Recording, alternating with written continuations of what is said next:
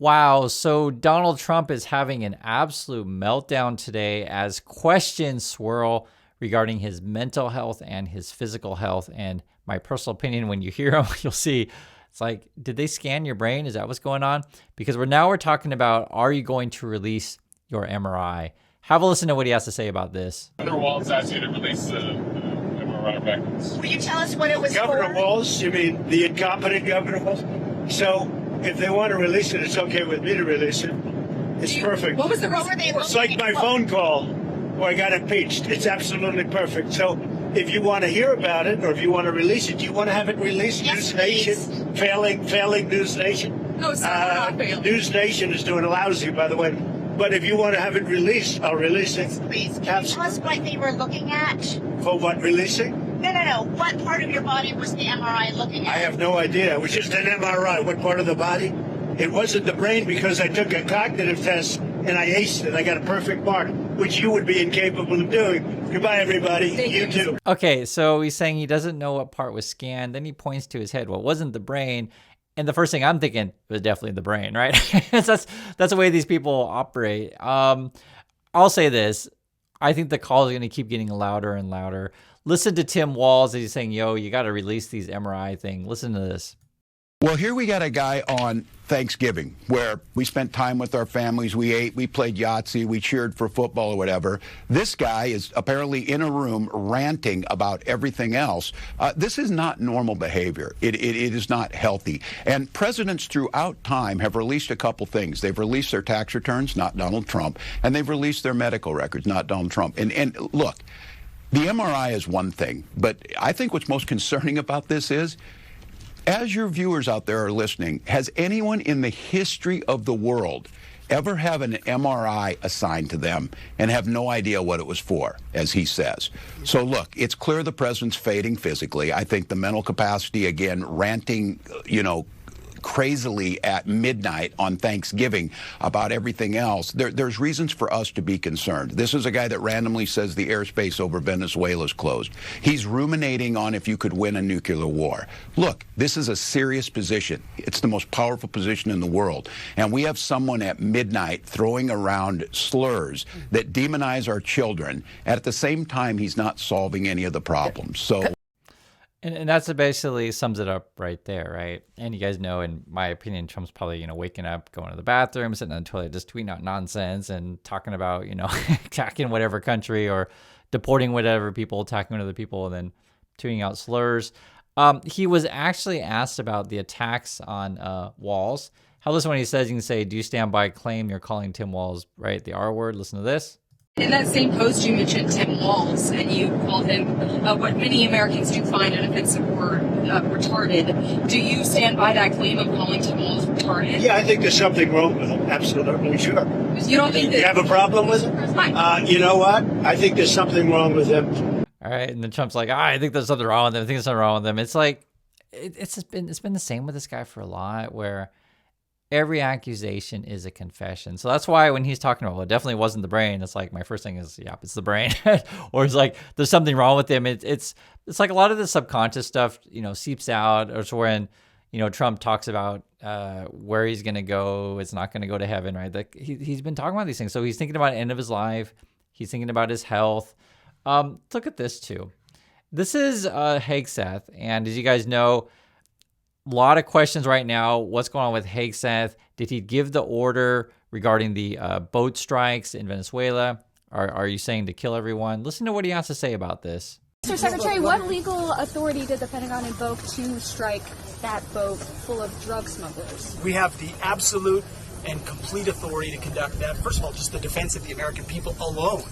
100,000 Americans were killed each year under the previous administration because of an open border and open drug traffic flow. Was there an That is an assault on the American people. I said we smoked a drug boat, and there's 11 narco terrorists at the bottom of the ocean.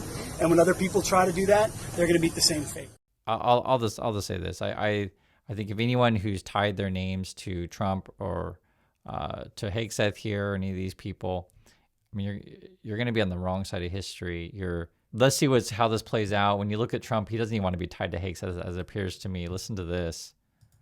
For clarity, on the Venezuela boat strike, if there were a second strike that killed people, even in the first strike, were you thinking that would be illegal? Number one, I don't know that happened. And Pete said he did not want them. He didn't even know what people were talking about. So we'll look into it. But no, I wouldn't have wanted a second strike. The first strike was very lethal. It was fine. And if there were two people around, but Pete said that didn't happen. Does that make you? I have great confidence. He's saying there's no second strike? I don't know. I'm going to find out about it. But Pete said he did not order the death of those two men. Do you have any concerns about how those boat strikes have been carried out at all? So what I find interesting about this is Trump was like saying, okay, I wouldn't have done the second strike, but Pete told me he didn't do it. And I don't know, I just feel like if there's any sign that Pete did give the order and all this stuff ends up being legal, I think Trump's going to dump Hegseth under the bus. That's my opinion on this stuff, because Trump's, again, just in it for himself. I think it's obvious he'll throw anyone under the bus whenever possible. If there's any sort of heat on him. I'd like to hear your guys' thoughts if you agree with that, but I think that's how it's going to play out. If you check over at Fox News, and I'm going to switch over to the economy a bit here, their strategy to be successful in Trump economy is to play the lottery. For real. Whole lot of money, right? A lot of money. Powerball jackpot has climbed to one of the game's biggest prizes of the year, with the estimated $740 million up for grabs. Monday night, $740 million, right? Powerball, right? And it says after no weekend grand prize winner. So keep trying, guys. This is the USA, and I just want to lay it out here. You got this insane person at the top, and they tell you when in doubt, play the lottery. Elon Musk is also commenting about money. I don't think he thinks money is going to exist in the future, according to him. I think long term, I think money disappears as a concept. Honestly, it's kind of strange, but in a future where anyone can have anything, I think you no longer need money as a database for labor allocation.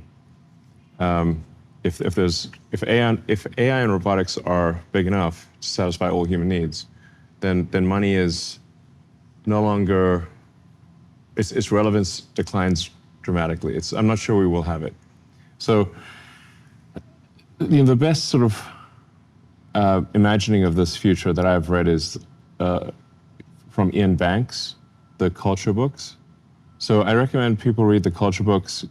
In this sort of far future of the culture books, they don't have money either. And everyone can pretty much have whatever they want. And so when you listen to Musk, and the reason why I'm bringing this stuff up, it shows how Trump is disconnected from regular people, Musk is disconnected from regular people, and yet regular people, if they don't understand anything, they're just like, oh, well, you're rich, so if you're so rich, therefore you must be right. But that's where the con is. This is the con, okay? So Musk will then imply that robots and AI are the future, so therefore give me all your money. And there's not going to be any, money anyway, so you don't need it. It's like, do you see how crazy this con plays out? And I guess from regular people's point of view, okay, I don't need money, and I just trust Elon Musk. And this is why it becomes culty, because it's basically a religion at this point, right? Where you're not looking at facts, you're not having any sort of logical reasoning, you're just taking things on faith. Oh, okay, I don't really understand what's going on, but the dear leaders tell me, I'm all going to be rich. This is what we're talking about now is how are we going to be rich? I guess Hassett could be our Fed chair. Are you getting closer on that right now? I know who I'm going to pick. Yeah. Who tell us? Kevin Hassett. I'm telling you, we'll be announcing it. Thank you very much, everybody. So that's the favorite. He says he kind of knows who he's going to pick. People are betting against Kevin Hassett. So that's the smiley guy if you don't know. Breaking Kevin Hassett is now clear favorite for the Fed chair at 55% odds if you're betting on it. We'll see what it ends up being. They've also indicated before Christmas. The reason why you have to point this stuff out, because it matters. It has a major effect on our economy. They want to put people in there that are going to cut rates to zero or whatever and just keep on printing that money. And I promise you're going to see wild, crazy swings in inflation if they do that. And basically will overheat the economy and go off a cliff. I think that's what's going to happen. So we'll see what they say. Also, strategy to be successful in America. They're telling you need to basically wear makeup and dress nice. Listen. I make it a point to dress up when I come to the airport, have my hair done and my makeup done every single time. I think that there is a lot to be said about someone who invests time in their appearance. I get treated better. I feel good about myself. And so I treat people better. And I think that that is a return to civility.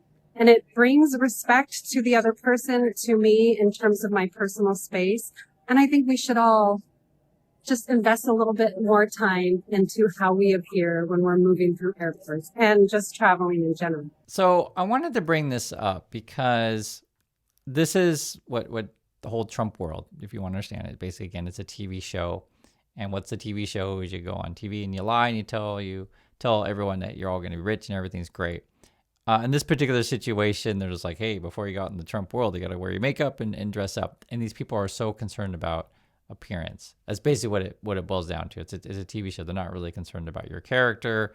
They're not concerned about your intellect. They just it's all about appearance. And so that's why the Trump people are completely dysfunctional, because you just hire a bunch of TV people to read scripts and then they're just concerned about your appearance, how does your hair look, etc. And it's frankly ridiculous. It's sad that the USA has come to this point, but you do want to point out, because some people actually don't see it. They're kind of so used to this TV world. Oh, I guess that's right then. I guess to be successful, just wear more makeup. Fantastic. Then Trump's talking about his ballroom today. He's really melting down more than normal. He says the President Ballroom, which I am building at the White House with all the private donations and funding. Wow, fantastic. And I guess we're going to be so rich, etc. He'll always make the claim that you, the taxpayers, aren't going to pay for it, but that's misleading, because after they build the thing, we're going to have to maintain it. Right? Where do you think that money is going to come from? And then the issue, of course, obviously, is the corruption thing of essentially these billionaire class, be it Musk or whoever, are giving Trump money, and then they get special favors, tax credits, and such. That's why your life doesn't get better, because the inequality keeps increasing. I want to make sure that's clear. And now we're talking about stripping away people's citizenship. I mean, this is completely off the rails today. You can never listen to this. Mr. President, you said that you might denaturalize some American citizens. Can you talk about You mean people that are in here that shouldn't be here? that became Americans? Are you trying Well, we'll to see. revoke I their mean, yeah, if we citizenship? have criminals that came into our country and they were naturalized maybe through a Biden or somebody that didn't know what they were doing, if I have the power to do it, I'm not sure that I do, but if I do, I would denaturalize, absolutely. And if you don't know, I'm from Vietnam. I'm a naturalized U.S. citizen, right? Became a U.S. citizen later. And I guess essentially what we're talking about is taking away citizenship from people like myself. That's what they're talking about. And according to people like Nick, who's one of Trump's people, he'll say these people hate our country and should have never been allowed to become citizens, denaturalize and deport. So again, we're talking about stripping U.S. citizens of their nationality. That's who these people are. I want to make sure it's clear. And also in Trump USA, if you want to be successful, I guess, is become a football coach at university. And effectively what this ends up being, and I'm just showing you this, is that for much of USA, that's the focus. It's not really about education. It's about football.